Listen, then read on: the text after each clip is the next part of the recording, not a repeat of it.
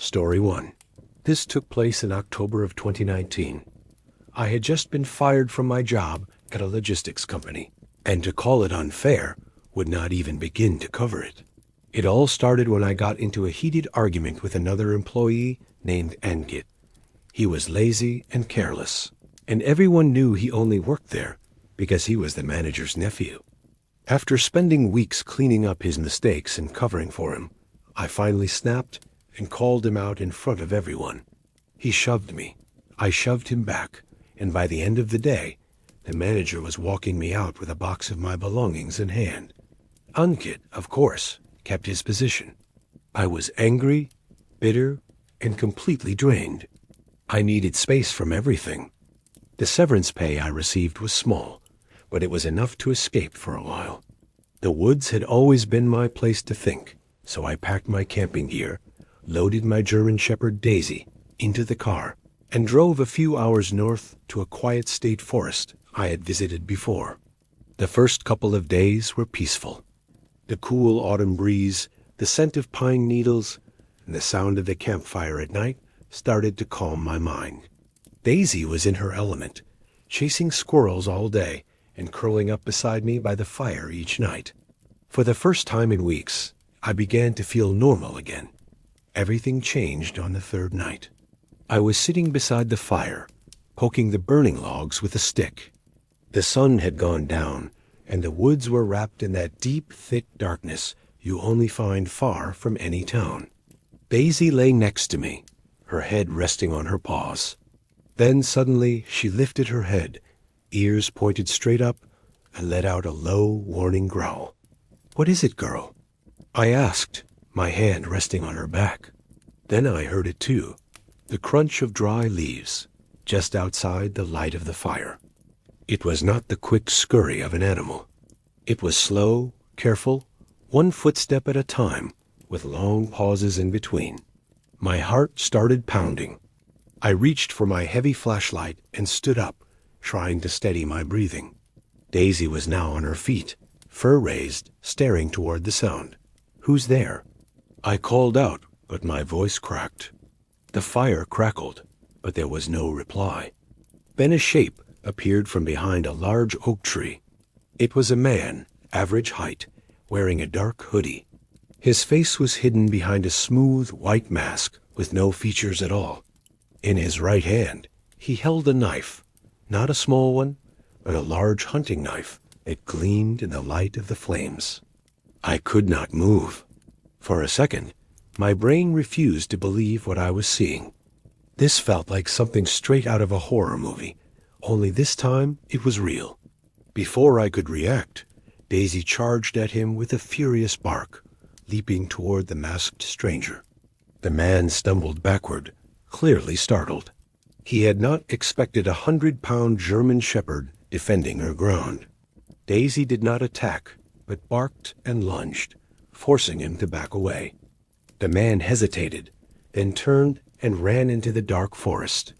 I could hear him crashing through the trees for several seconds before everything went quiet again. I called Daisy back, my voice trembling. She returned, still growling, and I wrapped my arms around her. We stayed close to the fire, the flashlight pointed at the trees, listening for any sound. But there was only silence and the steady beat of my heart refusing to slow down. Eventually, the cold air pushed us inside the tent. I zipped it shut all the way and kept the knife I normally used for cutting rope beside me. Sleep seemed impossible. At some point, I must have dozed off because I woke suddenly to Daisy barking right next to my head. My heart was pounding and my ears were ringing. Outside the tent, I heard it again, the slow crunch of footsteps moving around us, circling the tent carefully. I grabbed my flashlight, my hands slick with sweat. Daisy was barking wildly now, pawing at the tent door. "Get out of here!" I shouted as loudly as I could. The footsteps stopped. I waited in silence, holding my breath, every nerve in my body on edge. Nothing happened. Very slowly, I unzipped the tent flap just enough to see outside. The fire had burned down to glowing embers, and the woods were completely quiet. There was no one in sight. I stayed awake the rest of the night, clutching the knife, every sound making my heart jump. When the first light of dawn broke through the trees, I packed everything as fast as I could. I was leaving. While taking down the tent, I glanced toward the big oak tree where I had seen the masked man. Something caught my eye. On the bark were fresh carvings, deep and uneven, forming words in a language I could not understand.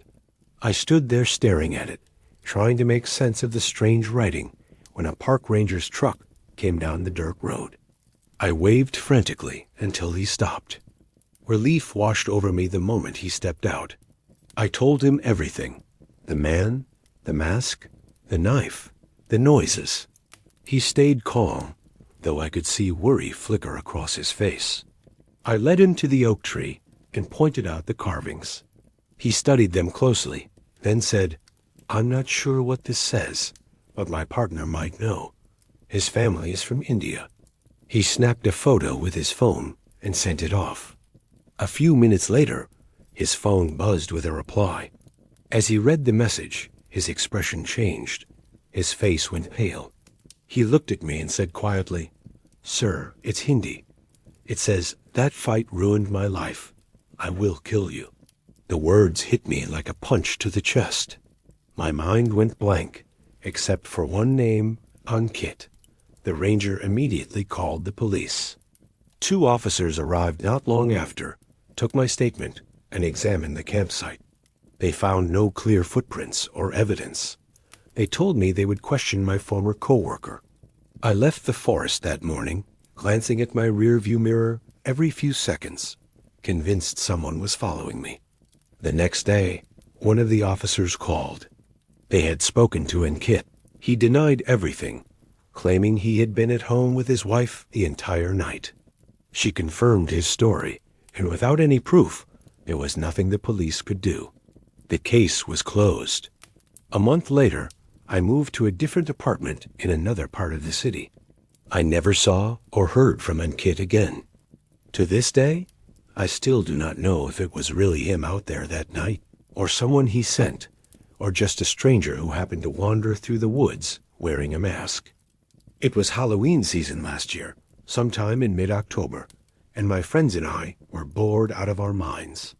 We were all in our early 20s, stuck in this small town in upstate New York where nothing exciting ever happened. There was me, Alex, my friend from high school, Robert, the one who always came up with stupid ideas, Amber, his girlfriend who mostly went along for the laughs, and Anthony, the quiet one who drove us around in his old beat-up Ford pickup. One night, we were sitting around at Robert's house, drinking soda, scrolling through our phones, and trying to figure out what to do. Out of nowhere, Robert started talking about this pumpkin patch on the edge of town, owned by an old farmer named Mr. Harlan. It was one of those family-friendly spots where people went during the day to pick pumpkins, take pictures, and buy apple cider.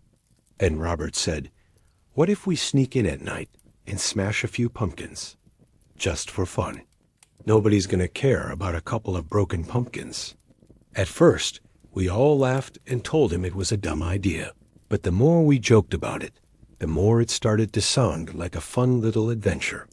We had done pranks before TPING houses, egging cars, but this one felt a little bolder. Amber was nervous, saying, "What if we get caught? That farmer probably has a shotgun or something." Robert brushed it off, insisting it would be fine. "It's just pumpkins," he said. "We'll be in and out." Anthony agreed to drive, and I went along mostly because I had nothing better to do. We planned to go the next evening, right around dusk, when the place would be closing for the day. Anthony picked us up at 7 that night, and we headed toward the patch. It was down a rural road surrounded by tall cornfields and thick woods, with a big wooden sign out front that read, "Harlan's Pumpkin Farm, open daily 9 to 6. We parked a short distance away in a small gravel pull-off so no one would see the truck. The sun was setting, painting the sky orange and casting long shadows across the fields. We grabbed our flashlights, most of them just phone lights, and crept through the trees toward the patch. As we got closer, we could see rows upon rows of pumpkins stretching out across the field, some small, others huge, glowing faintly in the fading light. There were hay bales piled up, a couple of tractors parked near a barn, and cheap Halloween decorations like plastic ghosts and fake cobwebs hanging from posts. But the place wasn't empty. We spotted the farmer, Mr. Harlan, walking slowly through the field with a wheelbarrow, picking up vines or debris. He looked to be in his 60s, dressed in overalls and a red flannel shirt, with a gray beard and a noticeable limp. "Crap," Robert whispered. "He's still out here." We ducked down behind a row of trees at the edge of the property, crouching low and trying not to move. The air was colder now, and the wind rustled through the dry leaves, adding a strange chill to the air. We stayed hidden for what felt like forever, probably half an hour, whispering quietly and trying not to laugh. Amber complained about bugs crawling on her legs, and Anthony kept checking his watch impatiently. Finally, around 7:45, we peeked through the branches and saw no sign of the farmer. The barn lights were off, and nothing was moving. His truck was still parked by the road, but his house, which sat further back on the property, had one dim light glowing in a window. "All right, coast is clear," Robert said with a grin. We started creeping into the patch, keeping low just in case. The ground was uneven and soft from the recent rain, and our shoes made squelching sounds as we stepped between the pumpkin vines. Pumpkins everywhere, orange, green, bumpy ones. We started out small, kicking a few over and laughing under our breath. Robert grabbed a medium-sized pumpkin and dropped it from shoulder height, watching it burst open. Amber joined in, stomping one until it split apart. It was dumb fun, the kind that makes you feel like a little kid again, even though we all knew it was wrong. I drifted left toward the far end of the patch where the bigger pumpkins sat. They looked perfect, lined up neatly like they were waiting for families to take them home. The air smelled of dirt and damp leaves, and it was darker back there, away from the road. My phone flashlight threw long, strange shadows across the tangled vines. There was a scarecrow standing on a wooden pole, nothing special, just straw packed into worn-out clothes, with a burlap sack for a head and a floppy hat on top. It looked handmade, probably something the farmer put together himself to keep the crows away. As I walked closer, I saw something move behind it. A shadow shifted, like someone was crouched low. My stomach tightened, but I thought it was one of my friends playing around. Robert loved pranking us, always hiding somewhere just to jump out at the right moment. "Who is that?" I whispered, trying not to be too loud. "Robert? Come on, man. Knock it off." There was no answer. Then the figure rose slowly. It wasn't Robert. It was taller, broader. The scarecrow blocked most of my view, but I could make out a pair of overalls.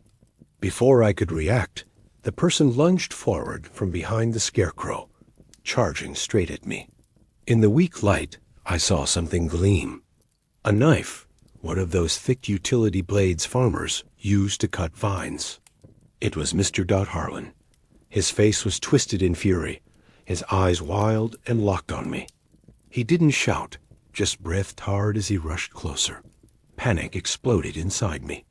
I stumbled back, tripping over a vine but catching myself in time. "Guys, help!" I screamed, my voice cracking. The pumpkin rows were like a maze, and I crashed into one, smashing it under my weight as I scrambled to get up. I could hear his boots hitting the dirt behind me, getting louder. My mind was racing. Why did he have a knife? Was he defending his property, or was he just unhinged? I'd heard stories about rural farmers who took trespassing seriously, but this felt deadly. I broke out into the open where my friends were standing. They froze, staring at me, then saw the farmer right behind. Amber let out a scream. Robert grabbed the nearest pumpkin, a big one, probably 20 pounds, and threw it at the man's legs. It hit with a solid thump, and he dropped hard to the ground, grunting. A knife flew from his hand into the dirt.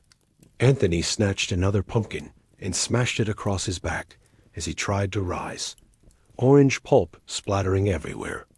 The farmer fell face first into the mud, groaning and barely moving. We didn't wait to see if he was okay. We ran for it. Hearts racing, lungs burning, we tore through the trees back to the truck.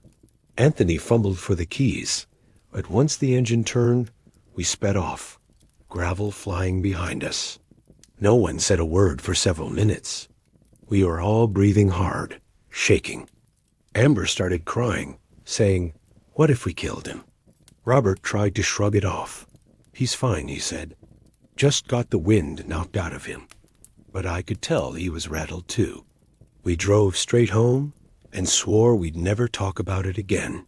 The next day, I checked the local news. Nothing about a farmer being attacked or hurt. Maybe he was too embarrassed to report it, or maybe he didn't want police showing up at his place. Still, I couldn't forget his face, that wordless rage as he came at me with the blade. What if I hadn't run? What if my friends hadn't been there? We never went near that patch again. Story 3. It happened 2 years ago in early October. I was walking home from the market that evening, something I usually did every weekend. The air was cold and quiet, and a thick fog had rolled into town earlier that day. By the time I left the market, the fog had become so dense that I could hardly see the other side of the street. I remember gripping 2 grocery bags and telling myself to get home as quickly as possible. The streetlights glowed as faint yellow orbs through the haze, and my footsteps echoed softly on the wet ground. The market was only about a 20-minute walk from my apartment, but that night it felt twice as long. About halfway down the road, I heard something that made me slow down. The crunch of tires on gravel. It came from behind me. I looked over my shoulder and saw headlights cutting through the fog, moving slowly, as if the driver did not want to pass. At first, I tried not to worry about it. It was a quiet stretch of road, lined with trees and small homes. But when the vehicle slowed right beside me, I felt my stomach twist. It was a white panel van, old and plain, no markings, the kind people use for deliveries or construction work. The passenger window rolled down slightly, and a man's rough voice came through. "Hey, you need a ride?" he asked. I shook my head right away. "No, I'm fine, thanks." He kept driving beside me for a few more seconds. "It's foggy out," he said. "Can't even see the road. Hop in, I'll give you a lift." I ignored him and walked faster. My shoes slapped against the wet pavement in quick, sharp sounds. The van matched my pace, crawling beside me. That was when I noticed another figure in the passenger seat, sitting still, staring in my direction. My chest tightened. I turned down a smaller side street that I sometimes used as a shortcut home. For a moment, the van stopped. Then I heard it turn too, its headlights sweeping across the fog as it came after me. That was the moment I knew it was not a coincidence. My pulse was racing. I did not want to start running yet, not until I was sure what they planned. I pulled my phone from my pocket and pretended to call someone. "Yeah, I'm almost there," I said loudly. I can see the house now, but my voice trembled. The van sped up slightly and pulled ahead of me, blocking the road. The driver's door opened, and a tall man stepped out. He wore a dark coat and gloves. His face was partly hidden beneath a cap. "Come on, it's not safe out here," he said in a calm voice that felt wrong. There was something forced in his tone. I backed away, still gripping my grocery bags. The other man climbed out from the passenger side and began circling the van slowly. Panic rose in my chest. The fog seemed to swallow every sound. No traffic, no people, just my own breathing. They started moving toward me. That was when I ran. I dropped one of the bags, apples spilling across the street as I sprinted toward the main road. I heard one of them yell something, maybe stop, but I didn't dare look back. My shoes slid on the slick pavement, and I nearly fell.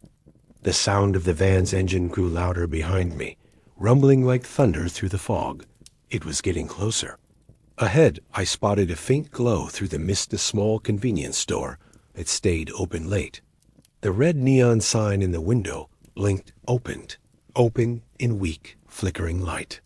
I started waving my arms, shouting for help, hoping someone inside would notice.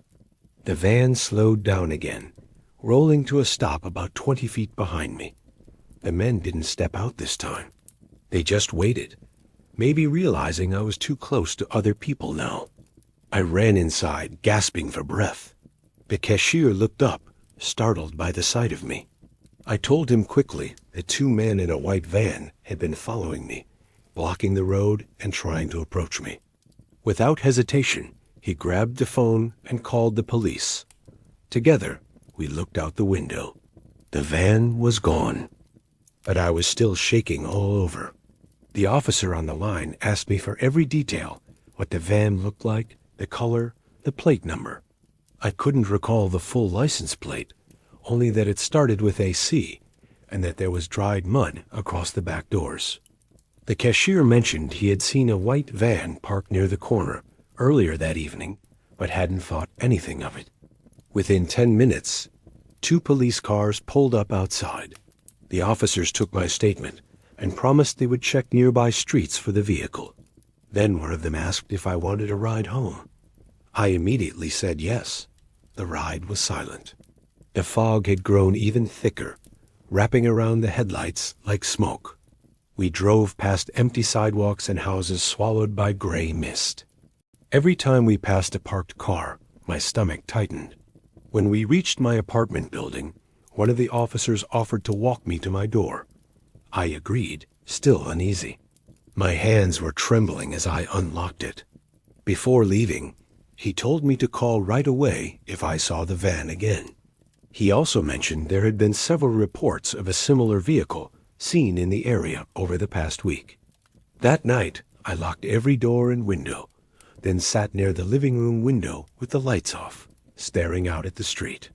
Around midnight, I thought I saw faint headlights move slowly through the fog. I couldn't be certain it was the same van, but it did not stop. It just kept going. The next morning, the police called me. They had found a van matching my description about 3 miles away, hidden behind an old warehouse. The plates were stolen, and it wasn't registered to anyone. Inside, they found rope, duct tape, and a pair of gloves. I don't know for sure if it was the same van, but deep down, I'm convinced it was. If I hadn't dropped that grocery bag, if I hadn't started running when I did, or if that store hadn't still been open, I might not be alive to tell this story. Since that night, I have never walked home alone after dark, especially not when there's fog in the air.